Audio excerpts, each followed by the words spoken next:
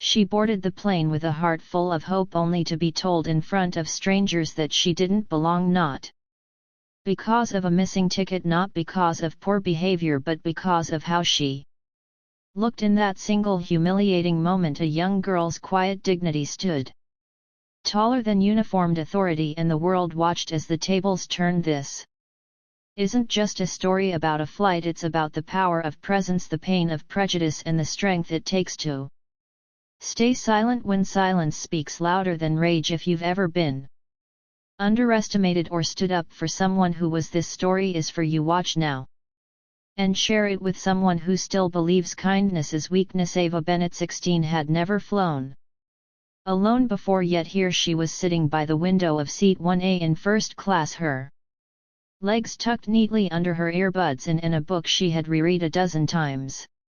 Resting in her lap outside, the sun was setting over Denver International Airport, casting a warm golden hue across the tarmac. This wasn't just any trip, it was a celebration. She had worked hard, incredibly hard, all year straight. A's a regional science fair win and volunteering nearly every weekend. Her father, Samuel Bennett, a quiet but powerful figure in the aviation industry, had promised her something special, a first-class trip to visit her aunt in San Diego all by herself, her first taste of independence. Her backpack was small with a soft lavender keychain, and her best friend Grace had given her hanging from the zipper. Her hoodie, oversized sky blue and a little faded, swallowed her small frame. She didn't look like someone accustomed to the luxuries of first class, but that didn't matter. Her boarding pass said she belonged here, and yet in the quiet comfort of her window seat, Ava's sense of peace was shattered in seconds. A click of heels, the rustle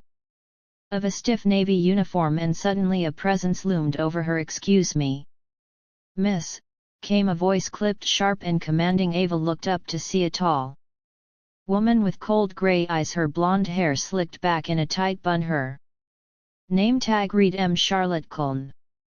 Her tone wasn't welcoming, it was condescending. "And are you sure you're in the correct seat?" Ava blinked, a bit confused but polite. She pulled out her boarding pass and offered it up. "Yes, seat 1, a first class." Miss Klein barely glanced at it. "And are you flying with your parents?"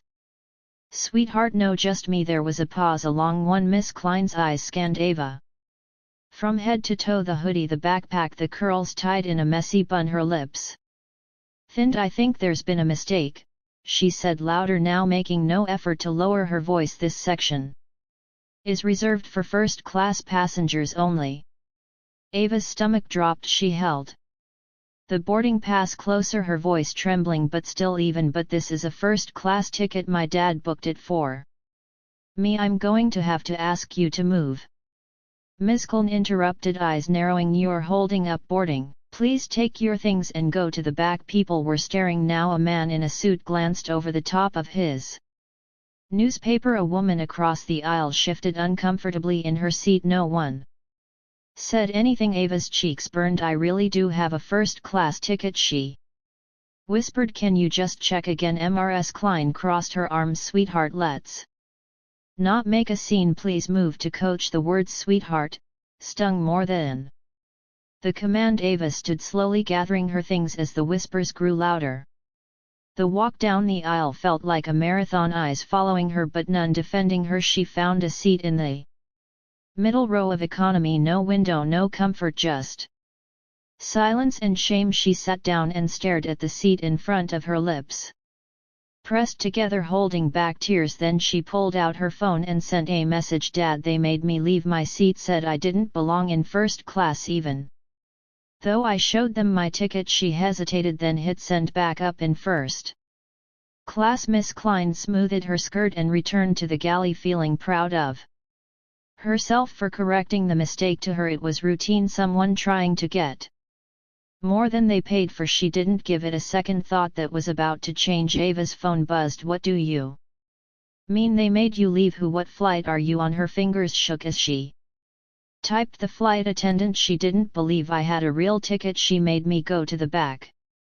Seconds later, "Flight number now." Ava's eyes widened. Her father's texts never felt this direct. He wasn't an angry man, never loud or impulsive, but when he used Short firm words, it meant something was brewing. She sent the flight number. Stay where you are, don't worry, I'll take care of it. Ava leaned back and took a deep breath. She trusted her father, but even she didn't fully understand the weight his name carried. Meanwhile, back in the cockpit, the captain received a message that made him sit up straighter. It was from the CEO's office. Contact from Mr. Samuel Bennett. Immediate action requested regarding a first-class passenger being displaced. Full investigation in progress. The captain turned to his co-pilot, murmuring, "That's Bennett's daughter." Then came the intercom calls. "Coln, please report to the cockpit immediately." Charlotte Coln nearly dropped the cup she was holding.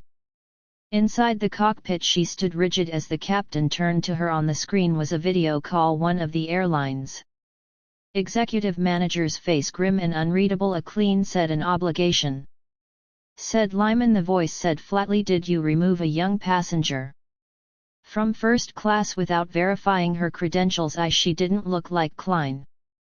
Caught herself too late. The manager cut in. "She is Ava Bennett, Samuel Bennett's daughter. He owns controlling shares in this airline." Charles went pale. "You are to personally apologize and escort her back to first class, and when this flight lands you will be reporting directly to the executive board." Klein's lips parted in shock, but nothing came out. "Understood." She nodded numbly as she stepped out of the cockpit. Her world had already shifted and she hadn't even reached the back of the plane yet. Charlotte Klein's heels echoed through the narrow aisle like the ticking of a countdown clock. She kept her chin lifted though her hands had begun to tremble. Every row she passed seemed to pull her further from the illusion of control she had once clung to. The murmurs had already started. Passengers whispering, eyes darting up to meet hers, then quickly away. The confident senior flight attendant who once commanded cabins with a glance now walked with lead in her steps and heat behind her ears. She reached row 26. Ava was there, seated by the window. She had removed her hoodie, now folded neatly across her lap. Her expression was unreadable. She was calm, but not relaxed, still poised, silent. That silence was louder than anything Charlotte had expected. Clearing her throat, Charlotte crouched slightly, something she had never done for a passenger in economy. Her voice dropped to a polite but forced softness. "Miss Bennett, I'd like to speak with you." Ava turned her head slowly, removing one earbud. Her gaze met Charlotte's, steady and curious, not hostile. "There appears to have been a misunderstanding," Charlotte continued, stumbling over the word as if it were foreign. "I'd like to escort you back to your original seat in first class." Eva didn't answer immediately. She studied the woman before her, noting the slight twitch of her eyebrow, the stiffness in her posture. A part of her wanted to just get up and go, but something deeper said, "Not yet." "Misunderstanding?" Ava asked quietly. Charlotte hesitated. "Yes, there was a mix-up regarding your ticket. I'm sorry for the inconvenience." The words landed like a stone skimming water, light on the surface but sinking quickly underneath. Ava didn't move. "You checked my ticket," she said softly but firmly. "You saw it." Charlotte's mouth opened then shut. Her gaze faltered, darting to a few passengers nearby, now pretending not to listen but clearly tuned in. "I did," Charlotte admitted, "but I made a mistake in judgment." Ava tilted her head slightly. "Why only me?" The question hit like a slap. Charlotte looked as if she wanted to disappear. "I can't say," she whispered. "Can't or won't?" Ava asked, her voice still calm, still composed but unyielding. Her quiet strength wasn't just unnerving, it was unfamiliar to someone used to being in charge. Charlotte's skin flushed. Her reputation as a strict non-nonsense professional was unraveling in front of a teenage girl. "I'd like to make things right," she managed. "Please come with me." Ava looked around. Passengers peeking through cracks and headrests, others pretending to scroll their phones while straining to hear. Not a single one had said anything when she was forced out of first class, not one. She picked up her phone and quickly tapped out a message. "She's asking me to go back. What should I do?" Seconds later, the reply came, "Take your time, make her understand what she did." Ava tucked the phone away. She stood up slowly, grabbing her bag. "I'll go," she said, "but I want To know why did you assume I didn't belong there? Charlotte flinched. I didn't assume you didn't ask anyone else in first class to show their ticket, Ava said, still looking her straight in the eye. It wasn't accusatory, it was a fact one Charlotte couldn't deny. I misjudged you, she finally said, each word reluctant, squeezed out from behind years of pride. Ava gave her a small nod, not of forgiveness but of acknowledgement. Then, with her head high and her steps measured, she walked back to the front of the plane. The silence in the cabin followed her like a shadow. When Ava reached her original seat in 1A, she placed her bag down and sat without a word. Charlotte hovered awkwardly beside her. And you need, she began. Ava opened her book and flipped to her marked page. I'll let you know. Charlotte retreated, like someone walking away from a wreckage they'd caused but couldn't fix. Up in the galley, Charlotte was met with the cold, watchful eyes of the crew. The younger attendant Madison, who had once admired Charlotte's confidence, now watched her with something else in her gaze, not judgment but disappointment. You okay, Madison asked carefully. I'm fine, Charlotte replied too quickly, but she wasn't fine. Not even close. Her hands trembled as she picked up a tray of drinks, her breath shallow. She had humiliated the daughter of one of the most powerful men in aviation. Worse, she had done it because she assumed no due diligence, no verification, just bias dressed up in authority. Her intercom buzzed. She knew who it was. Immerse, she said. A calm, deep male voice responded. This is Samuel Bennett. Her throat closed. You'll file a full incident report when the flight lands, he said, and I expect a direct apology to my daughter, not a scripted one from you. No excuses. Charlotte's mouth was dry. Yes, sir. The line disconnected. Back in first class, Ava sat in her seat sipping the sparkling water Charlotte had eventually offered. She didn't need revenge. She didn't need to yell or argue. She had already won. The quiet shift in energy around her made that clear. Passengers who once ignored her were now sneaking glances. A few looked away ashamed, others smiled politely, unsure of what to say. An older woman across the aisle leaned in. That was disgraceful. I'm so sorry you had to go through that. Ava looked at her for a long moment, then nodded slightly. She didn't need sympathy, she needed accountability. Her phone buzzed again. Good, sit back, I'm taking care of the rest. Ava smiled faintly. Of that she had no doubt. The cabin lights dimmed slightly as the plane leveled out mid-flight. The hum of the engines filled the space, but inside seat 1A, Ava Bennett's mind was racing. She stared out the window at the blanket of clouds, her fingers wrapped around the cold glass of sparkling water. It was quiet around her, but not peaceful, not anymore. She wasn't just thinking about what had happened, she was feeling it, the disbelief, the humiliation, the way her presence had been so casually dismissed as a mistake. And now, as she sat back in first class with everyone's eyes darting toward her from time to time, she didn't feel victorious. She felt scrutinized, alone, and she wasn't the only one who noticed. In the galley, Charlotte Klein leaned over the counter staring at the floor. Her knuckles were white as she gripped the edge of the tray table. She had never felt this exposed. She had survived dozens of in-flight emergencies, unruly passengers, even mechanical failures, but this was different. She had messed up big time, and the entire crew knew it. Charlotte, Madison said gently from behind, you need to take a break, you're shaking. Charlotte didn't respond. Madison stepped closer. I know it's a lot, but ignoring it won't fix it. Charlotte turned around abruptly, her eyes tired. Do you think I meant to do this? She asked, voice trembling. Do you think I'm that kind of person? Madison didn't answer immediately. I think it's not about what you meant, it's about what you did. Charlotte sank onto the jump seat, her hands covering her face. She felt like the walls were closing in. Back in 1A, Ava's phone buzzed again. Landing in 45 minutes. Security will be waiting at the gate. Don't get up until they come to you. She raised an eyebrow. Security? Then her phone buzzed again. Not for you, for her. Ava leaned back, the message sinking in. She had known her father would respond, but not like this, not with security, not with a message that would echo through the industry like a thunderclap. And yet somehow it made sense. Samuel Bennett wasn't just powerful, he was precise, strategic. When He did so with intent, and when he was crossed the response was never.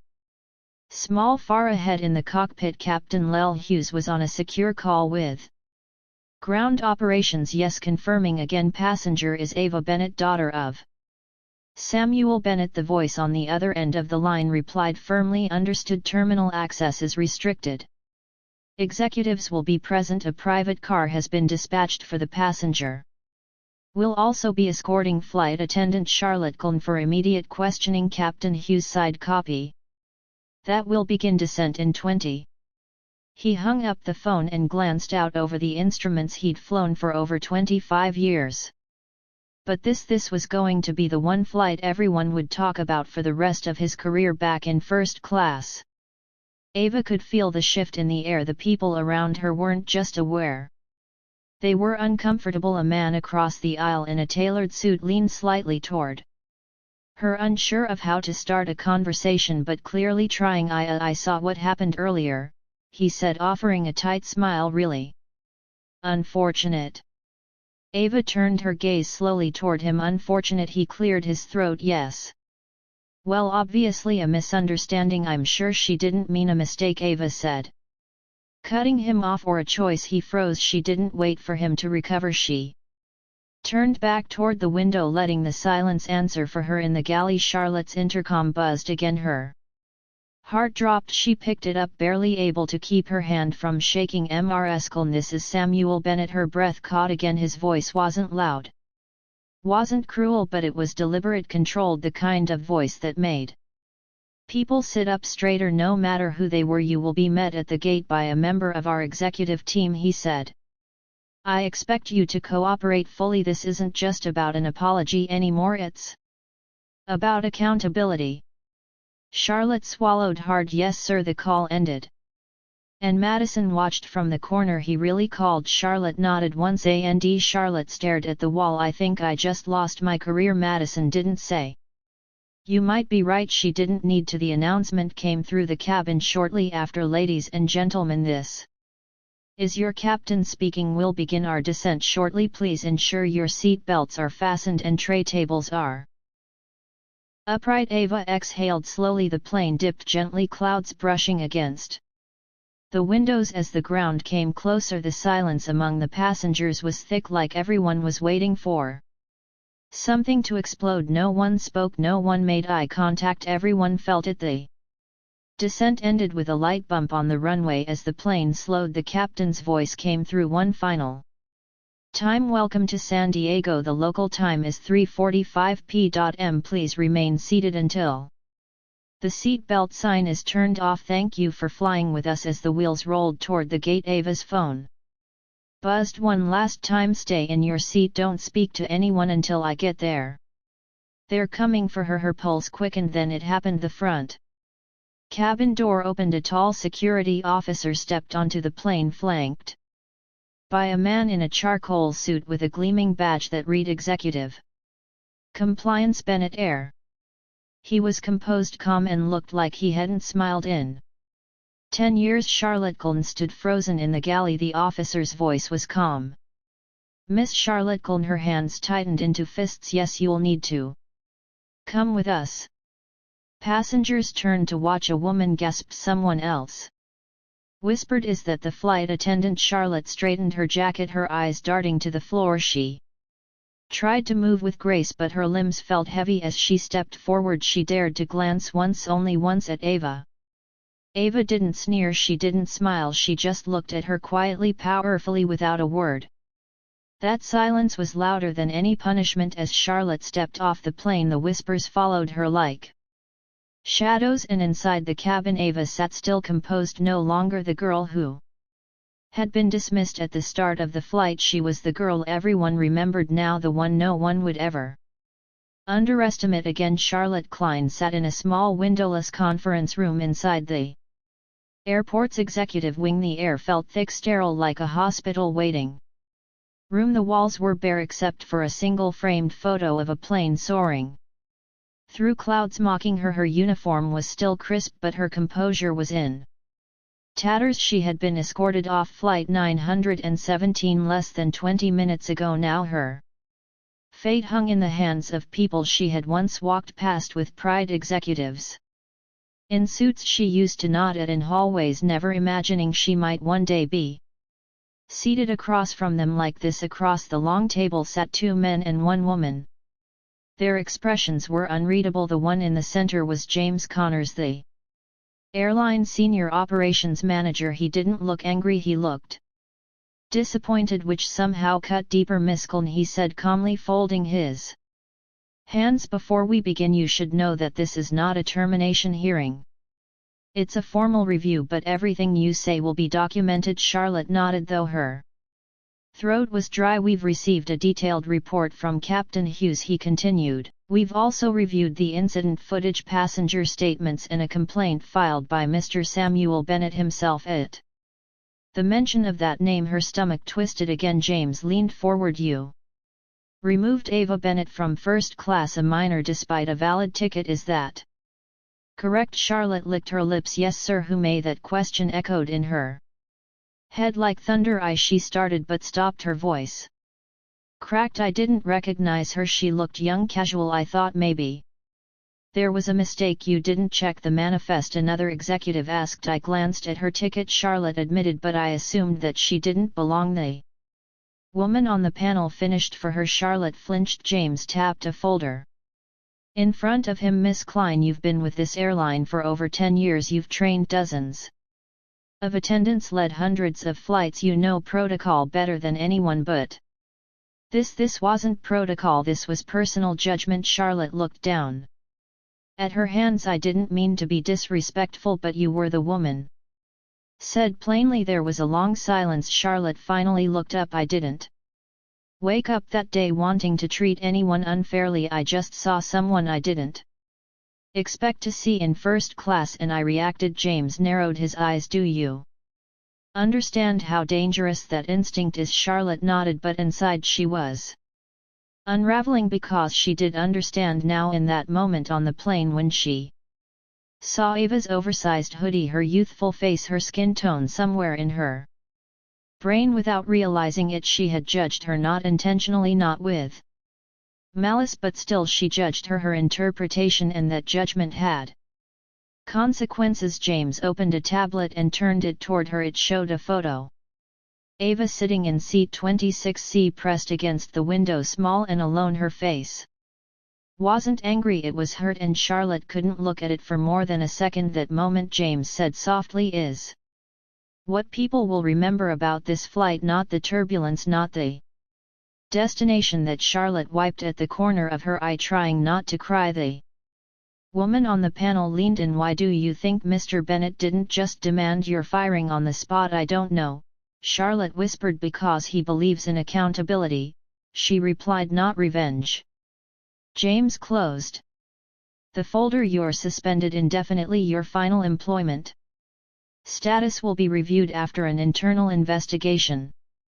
Charlotte's chest tightened. May I speak to Ava? That's her choice, James said, but if you plan to, it better not be for show. If she detects a single ounce of insincerity, that's the end of the road. Charlotte nodded, barely able to speak. They dismissed her, and she walked out into the hallway like someone who had just stepped out of a rack. That night she sat in her apartment with a glass of water trembling in her hand. Her airline issued tablet had already been locked. Her company email showed one message, a copy of her suspension letter, but that wasn't what haunted her. It was the silence, the space where her pride used to be. She'd spent her entire career being strict but fair, but now she was questioning if the fair part had ever really existed, or if she had simply learned how to hide her assumptions behind a uniform. She picked up her phone, staring at the screen for a long time before tapping out an email to Ava Bennett. Subject: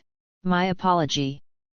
I don't expect forgiveness, but I do need to say this. What I did to you on that flight was wrong. It wasn't just a mistake, it was a choice, a careless, biased choice, and I can't pretend it was anything else. You were polite, you had your ticket, you were exactly where you were supposed to be, and I dismissed you because of what I assumed when I looked at you. I don't know if I can ever fully undo that moment, but I want you to know It changed me not because I got in trouble but because I saw the look in your eyes. You didn't shout, you didn't fight, you just stood there calm while I embarrassed myself. That power you held, that quiet strength, I'll never forget it. I want to apologize in person if you'll allow it, but if not, I understand either way. I'm sorry, Charlotte Cullen. She hit send before she could talk herself out of it. The next morning she woke up to a reply from Ava Bennett. Subject: Re my apology, Miss Cullen. I don't need a meeting, but I do appreciate the email. You're right, it was a choice and it wasn't just about me. What you did happens to people like me every day. The only difference is this time my dad had the power to change the outcome. Not everyone gets that, so if your apology is real, then prove it not to me but to the next person you meet who doesn't look like they belong. Treat them with respect anyway. Eva Charlotte stared at the message for a long time. She didn't feel forgiven, but for the first time in days, she felt seen, and maybe, just maybe, that was where real change could start. The next morning Ava Bennett sat in the quiet corner of her father's top-floor office in downtown San Diego. The walls were all glass, offering a view of the city's skyline stretching toward the Pacific. From here everything looked peaceful, still, almost frozen, but inside the building things were moving faster than ever. Across the room her father, Samuel Bennett, CEO of Bennett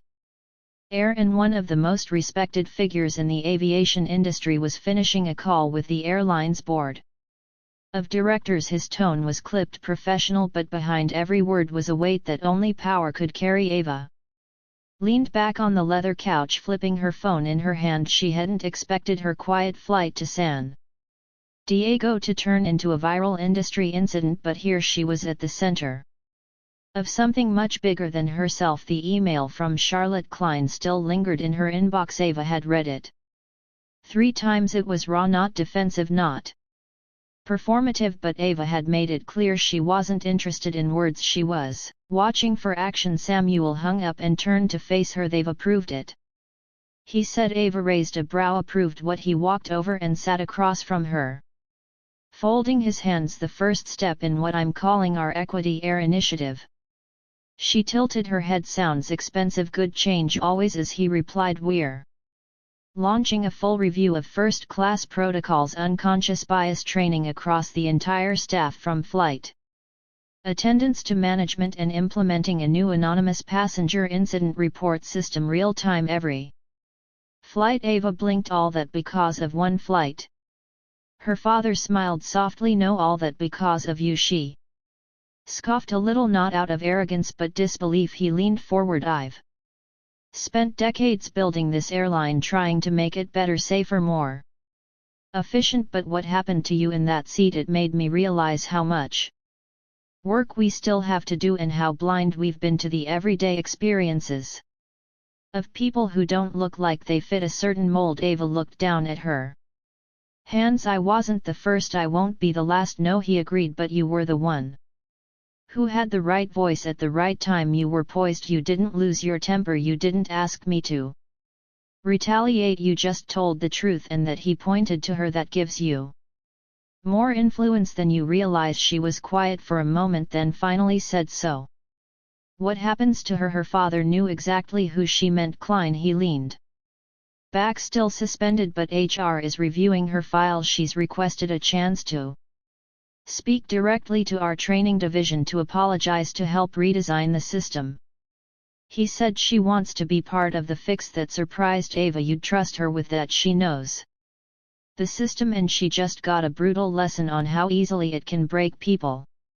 That kind of clarity is rare. If she follows through, she might be the best person to help us spot the flaws from the inside. Ava exhaled slowly. That's a big opportunity. It is, he said, and so is this. He stood, walked over to a folder on his desk and brought it to her. She opened it slowly. Inside was a full internship proposal, one that would place her at just 16 on a youth advisory panel for Bennett's Diversity and Inclusion Council. Her eyes widened. You're serious? Completely, he said. You don't need to make speeches, you don't need to take on the world, just show up. Tell the truth, represent the quiet voices who don't usually get a seat at the table, be the presence you were on That plain Ava stared at the offer not because she wasn't qualified, she knew she was, but because she had never imagined her voice could matter this much. You're not doing this just because I'm your daughter, right? She asked, teasing. Samuel laughed. No, I'm doing this because you're exactly the kind of person this airline needs more of. She sat back, the weight of it all settling in, not heavy but real, tangible. This is going to make people uncomfortable, she said. Good, he replied. Growth always does. That afternoon Ava joined him in the boardroom for the council's emergency session. The panel included executives, senior staff, union reps, and for the first time ever a student. There were a few raised eyebrows when she walked in. One or two glances exchanged, but no one dared question her presence. Her last name carried power, but more than that, her story carried weight. Samuel opened the meeting with a short statement. What happened on Flight 917 wasn't an isolated event, it was a mirror, and we're not going to look away. He gestured toward Ava, then sat down, and then for the first time Ava Bennett spoke in a room full of decision makers. She didn't give a speech, she didn't get emotional, he simply said, I don't need an apology, I need a promise that no one will be treated the way I was again. Not because their dad owns the airline, but because they're human. The room was silent, then one by one heads nodded. Something had shifted the following week.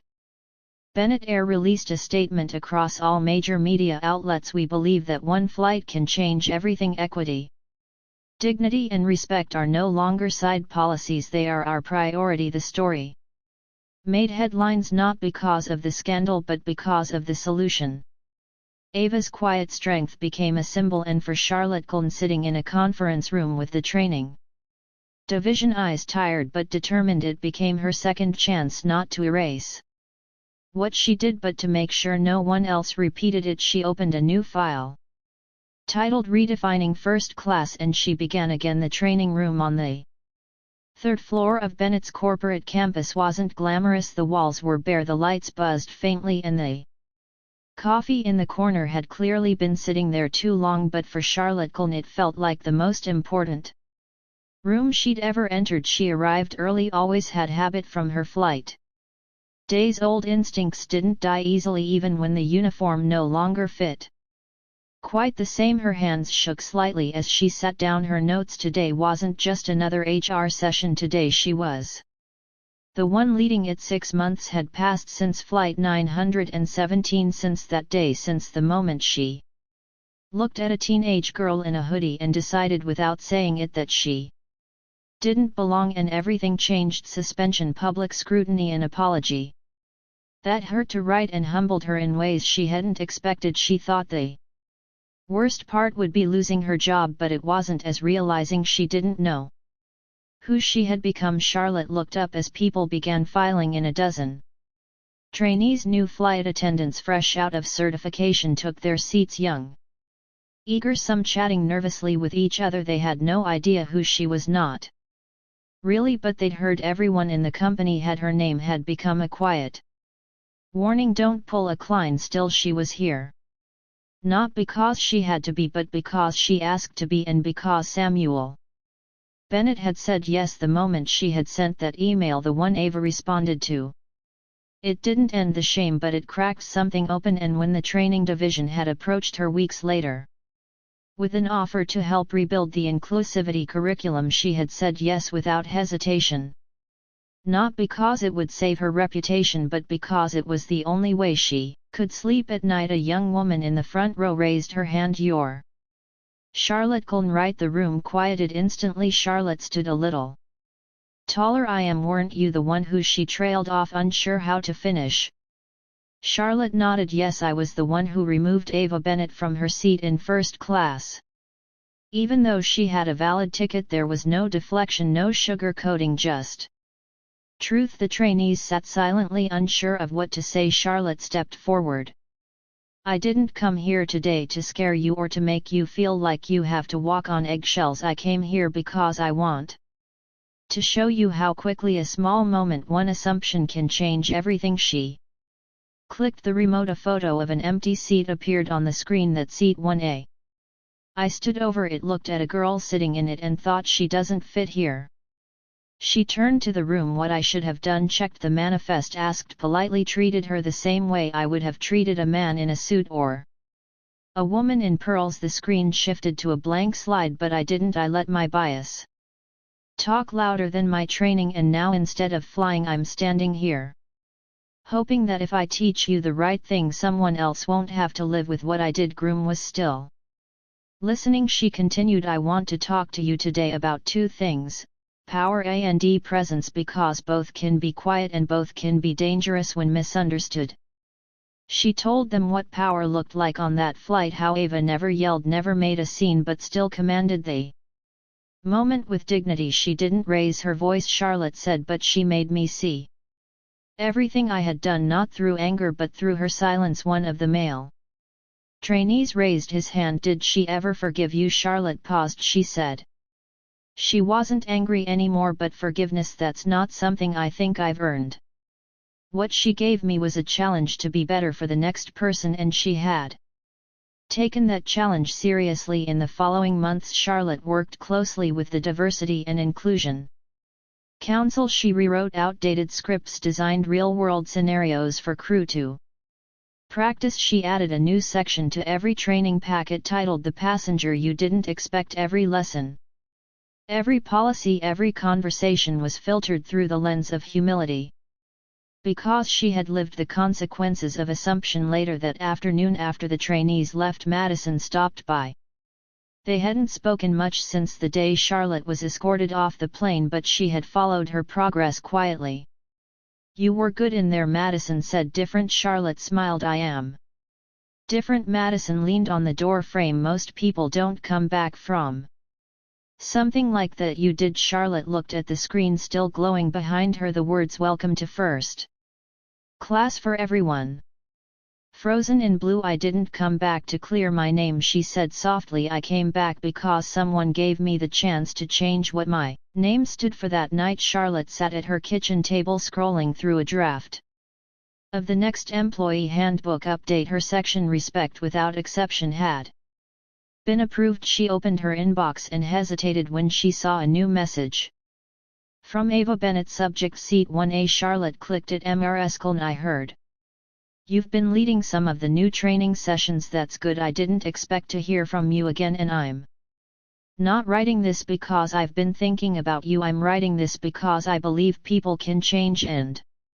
I believe some people need to be reminded that redemption isn't a straight line. You're not finished, but you've started, and that matters. Charlotte stared at the email for a long time. It wasn't warm, it wasn't cold, it was real, and for the first time since Flight 917 she allowed herself a small tired smile, not because she was proud but because she was finally doing something right. One training, one policy, one shift in culture at a time. She had once been the reason a girl was forced to walk away from her rightful seat. Now she was working every day to make sure that never happened again. Not on her airline, not on her watch, not ever. The sound of wheels rolling across tile echoed faintly as Ava Bennett stepped off the elevator and into the Bennett Air headquarters atrium. It had been nearly a year since Flight 917, a year since she was asked to give up her seat, not because of a mistake but because of someone's assumptions.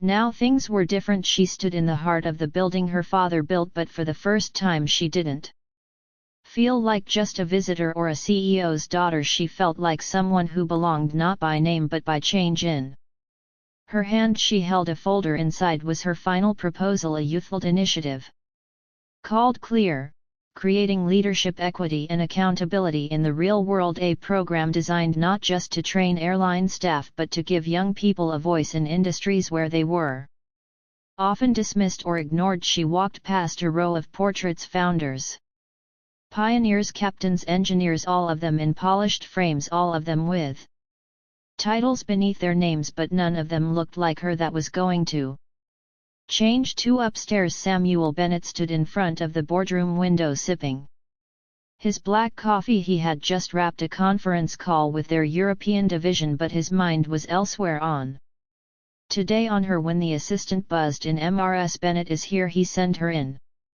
Ava entered, shoulders relaxed, eyes sharp. She handed him the folder. And Saturday, without ceremony. This is it, she said. He opened the file and scanned the pages.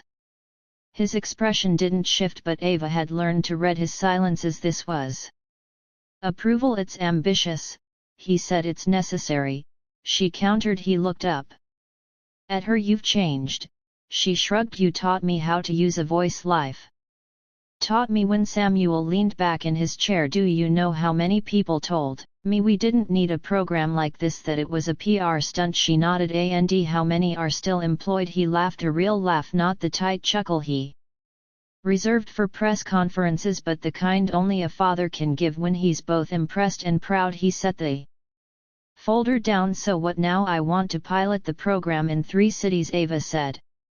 Partner with high schools and community centers, run sessions with new hire classes, let teens teach adults what it means to be seen, to belong. Samuel nodded slowly. You think the industry is ready for that? She didn't hesitate. No, but that's never stopped change before. He studied her for a moment. You're not the same girl who sat in seat TA. No, she said quietly. She had to walk away so I could walk forward. There was a pause, then Samuel stood and walked to a nearby cabinet. He pulled something out, a small polished plaque. He handed it to her. It read, "In honor of Seat 1A," where quiet voices got loud.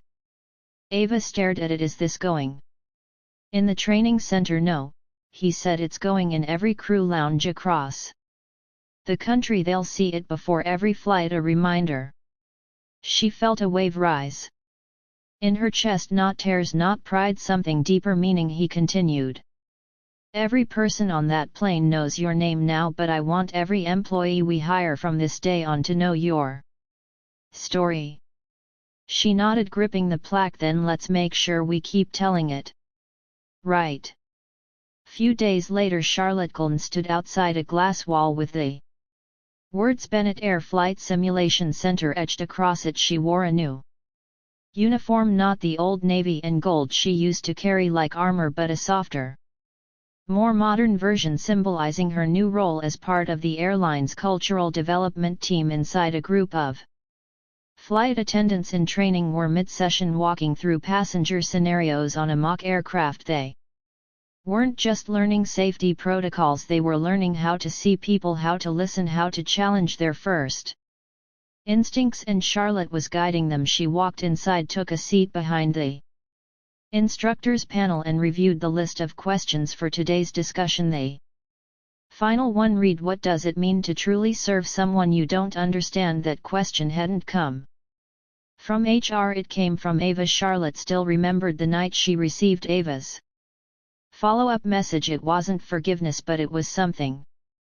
stronger, trust, conditional, earned and alive. It came with a responsibility Charlotte never planned to take lightly. As the session ended, one trainee lingered behind. "I read about that flight," she said quietly. "The one with Ava Bennett?" Charlotte nodded. "I was there. You were the one who—" "Yes," Charlotte said softly. "That was me." The trainee looked down, then back up. "So why are you still here?" Charlotte met her eyes.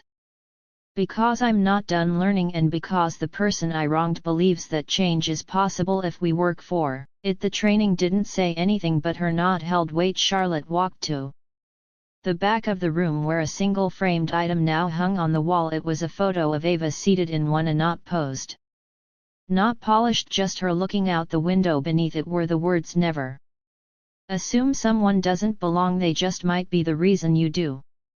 Charlotte smiled. That photo used to make her feel ashamed. Now it reminded her why she showed up that weekend. Ava attended the first Clear Youth Summit in Atlanta, where dozens of students from underrepresented backgrounds gathered to share stories, lead panels, and meet with industry mentors. She stood on the main stage in jeans and a blazer, holding a mic that felt less intimidating than it used to. Around her the auditorium buzzed with quiet excitement. She took a breath, then began. "I'm not here because I fought someone. I'm here because I chose not to stay silent. I'm here because my story was heard, but more importantly, I'm here because someone finally listened." He glanced out across the crowd, rows of teens, some wide-eyed, some Skeptical but all present, I didn't start a movement but I stood in one, and sometimes that's enough. Applause erupted, not the loud forced kind but the slow building kind that starts from understanding. After the event, a student approached her, young, probably 14, wearing a hoodie that reminded Ava of the one she wore on flight 917. You think I could be in first class? One day he asked, a little unsure. Ava smiled. You already are. Months later, at the annual Global Aviation Conference, Bennett Air was honored with an award for industry leadership in equity and inclusion. Samuel accepted it with grace, but it was Ava the cameras sought out. Afterward, when a journalist asked, "What's your hope for the future of air travel?" she answered without pause, "But when a girl like me boards a plane, no one looks twice, not because she's invisible but because she's finally normal." The clip went viral not because it was dramatic but because it was true. Ava's journey had started in seat 1A, where someone told her she didn't belong. But now she wasn't just back in that seat, she was redefining it, and every time she walked past another passenger, crew member or trainee, she didn't carry resentment, she carried a lesson, one that was now written into every Bennett Air handbook, taught in every training room, framed on every lounge wall, because change doesn't start when someone shouts. It starts when someone finally listens. In the quiet stillness of an airplane cabin, a young girl was asked to give up her seat, not because she was unruly, not because she lacked a ticket, but because someone looked at her and assumed she didn't belong. And in that single uncomfortable moment, a truth was revealed that resonates far beyond the walls of that aircraft. We all carry within us the power to uplift or to diminish, and the choice is ours every single day. As we grow older, life offers us the gift of hindsight. We learn that our words carry weight and our actions ripple outward in ways we never anticipate. This story reminds us that sometimes it's not the loudest voices that shape the future, but the quiet ones, the composed ones, the ones that choose dignity over vengeance. Ava Bennett's experience on that flight is something many people, especially those from marginalized communities, have endured in silence. The sting of being overlooked, the ache of being misjudged, the slow burn of having to prove you belong in a space you've already earned. But what made Ava's story powerful wasn't just her mistreatment, it was her response. Her strength came not from confrontation but from clarity. She didn't fight with noise, she fought with presence. As seniors, many of us have seen our fair share of injustice. We've lived through decades where fairness was often a luxury, not a right. We've witnessed society struggle and slowly grow toward inclusivity, often at a painful pace. And yet even now we can be reminded by stories like Ava's that our work is not done, not in our families, not in our communities, not in ourselves. The woman who judged Ava Charlotte was not a villain, she was human, flawed, unaware, shaped by years of unchecked assumptions. Like many of us, she operated on instinct. And therein lies the heart of the matter. If we do not take the time to reflect on our instincts, they will guide us blindly and often wrongly. It is easy to say we are fair, it is harder to admit when we are not. But growth doesn't come from perfection, it comes from humility. Charlotte's real transformation began not when she was punished but when she chose to examine herself honestly. She didn't blame the system, she didn't ask for sympathy, she simply said, "I was wrong." That kind of ownership is rare, but it's essential. Aging brings wisdom, but it also brings responsibility. We become the storytellers, the example setters. The younger generation watches how we respond to change, to discomfort, to correction. When we are able to say, "I didn't know better but now I do," we teach something invaluable, that it's never too late to grow. We've all made mistakes in judgment, we've all had moments where we assumed, dismissed or overlooked someone because of how they looked, spoke or carried themselves. But what defines us is what we do after the moment has passed. Do we pretend it never happened, or do we revisit it, uncomfortable as it may be, and ask ourselves, what could I have done differently? The beauty of Ava's journey is that it didn't end with her reclaiming her seat, it began there. She didn't let the experience sour her or make her cynical, instead she used it to sparked change not just for herself but for others. She reminded us that real leadership is not about title or status, it's about impact, it's about knowing that the smallest acts of grace when done consistently can shift entire cultures, and that's something we can all do. You don't have to be the CEO of an airline to create change. You can be the grandparent who teaches a grandchild to look beyond someone's appearance. You can be the neighbor who welcomes someone new to the community even if they look or speak differently. You can be the friend who speaks up when a joke goes too far. These may seem like small things, but they matter. Perhaps the most touching part of the story is the transformation of Miskell, not because she was forgiven but because she earned back her humanity through humility and service. She didn't try to erase her mistake, she built something better from it, and that's a lesson worth carrying with us. We are all going to leave behind a legacy. For some it will be money, for others titles or property, but the most enduring legacies are stories, the kind others tell about how we made them feel, what we stood for, and whether we left the world better than we found it. So as we reflect on this story, let it not just be about an airline seat or a corporate mistake. Let it be a mirror. When did we last look at someone and assume they didn't belong? When did we last hold our tongue even when we knew we should speak up? And perhaps most importantly, when did we last choose growth over pride? Ava's story is a call to all of us not to be louder but to be better, to notice the invisible, to listen before we act, to give others the dignity we all seek in return. In this life we are all passengers passing through time, space and seasons. We don't always choose our seat, but we do choose how we treat those beside us. Let us choose wisely, let us choose kindly, let us choose with the understanding that a moment of prejudice can be devastating, but a moment of compassion can change someone's life, and perhaps even our own. What do you think about this story? Did the ending satisfy you? Leave a comment below and share your thoughts with us. If you enjoyed this story and want to hear more gripping tales like this, don't forget to hit the subscribe button and turn on notifications. Your support means the world and helps bring these stories to life. Thank you for watching, and I'll see you in the next story.